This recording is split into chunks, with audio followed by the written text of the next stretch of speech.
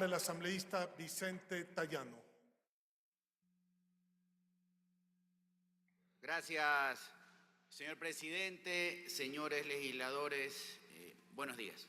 Bueno, hoy nos encontramos ante el debate de un proyecto de resolución en razón de un hecho consumado. Y cuando digo en razón de un hecho consumado me refiero a la expedición de una sentencia que claramente arremete, que claramente atropella las facultades de la Asamblea Nacional. Y cuando digo atropella, la primera conclusión es que hay una intromisión de una función del Estado en el actuar de otra función del Estado.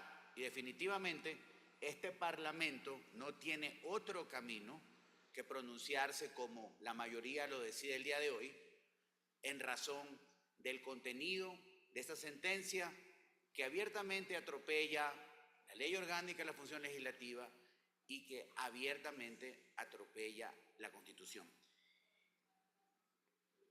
Y más allá de que la bancada de la CES y aliados respalda el texto de este proyecto de resolución, quiero partir con un razonamiento fundamental. Este es un nuevo hecho, un nuevo acto que enfrenta al Ejecutivo con la Asamblea. Y el país no quiere esto. Y para todos, para ellos y para nosotros, probablemente va a haber un llamado de atención. Pero parece que al calor electoral las sábanas se van calentando y esto se ha vuelto una práctica permanente y recurrente en la que, reitero, el país no gana. Porque precisamente esta es la discusión que el país no quiere, la que aborrece, la que baja los números de todos. Y es importante tenerlo absolutamente claro. Ahora vamos a lo de fondo. Y antes de lo de fondo, señor doctor Alejandro Muñoz, usted tiene el respaldo de esta bancada, mi respaldo personal. Usted ha obrado dentro de sus atribuciones. Simplemente un hecho, presidente, antes de ir a lo de fondo, que es lo jurídico. Es que es absurdo pensar que el secretario de la Asamblea ha obrado lejos o fuera de sus funciones cuando primero ha recibido una autorización para aquello y cuando además recibió una delegación otorgada debidamente dentro de sus facultades por el señor presidente de la Asamblea. Por lo tanto, es tirado de los cabellos el hecho de una denuncia penal. Y como lo dijo Leonardo Berresueta, aunque muchas veces difiero, pero hoy tengo que coincidir, ya basta. No tenemos que llegar hasta cruzar esos límites. El debate tiene que recuperar la altura. Aquí hay que confrontar con tesis y con ideas, no a lo personal. No es necesario judicializar la política. Pero bueno, como abogado, ustedes conocen mis intervenciones, vamos a lo de fondo y voy a ser claro. ¿Por qué no cabe o no cabía que el señor juez se haya pronunciado como se pronunció? Sencillo. La Corte Constitucional, que no es menor cosa, ¿no?, que es el máximo órgano de interpretación y de administración de justicia constitucional, en la sentencia 122, JC 23, claramente estableció dos conceptos. Uno, que señala que los actos preparatorios de un juicio político, entiéndase el redactar la demanda constitucional, el recabar firmas o no recabar firmas, son actos de forma y preparatorios, no pueden ser sujetos de la protección de una garantía jurisdiccional o de una acción cautelar constitucional. Concepto claramente establecido en esa sentencia, en el razonamiento 51, 52, 53, 54 y 55. No resiste el menor análisis, señores legisladores. Por lo tanto, el juez jamás pudo haber hecho lo que hizo o decidido lo que decidió.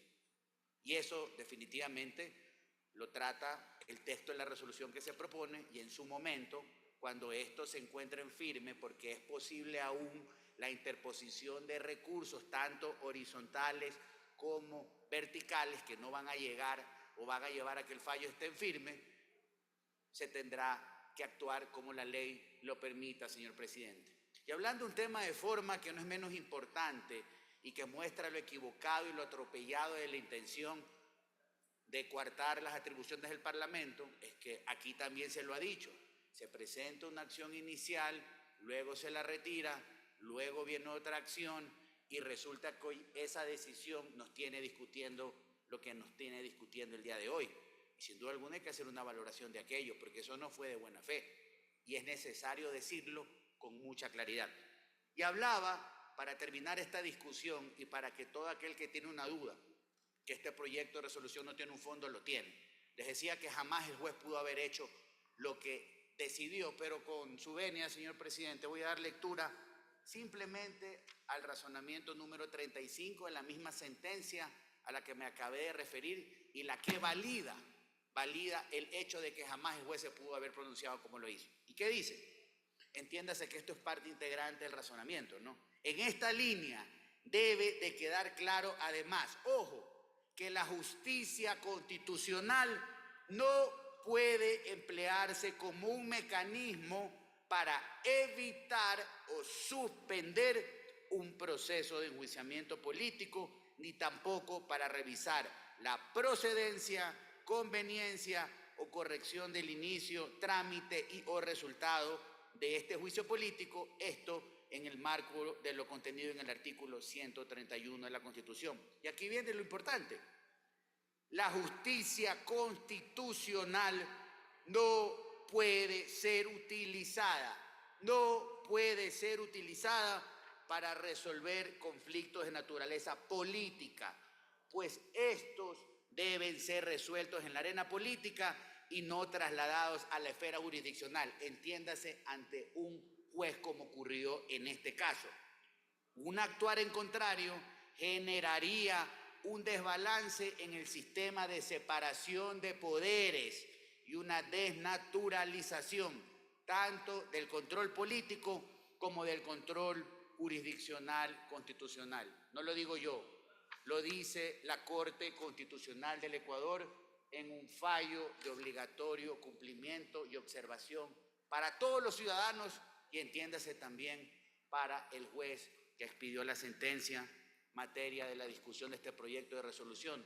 Por lo tanto, señores legisladores, creo que el razonamiento de la Corte es absolutamente claro y en ese sentido, desde esta bancada, señor presidente, respaldamos el contenido del proyecto de resolución, así como también respaldamos nuestro respaldo al señor secretario de la Asamblea Nacional. Señoras y señores asambleístas, gracias.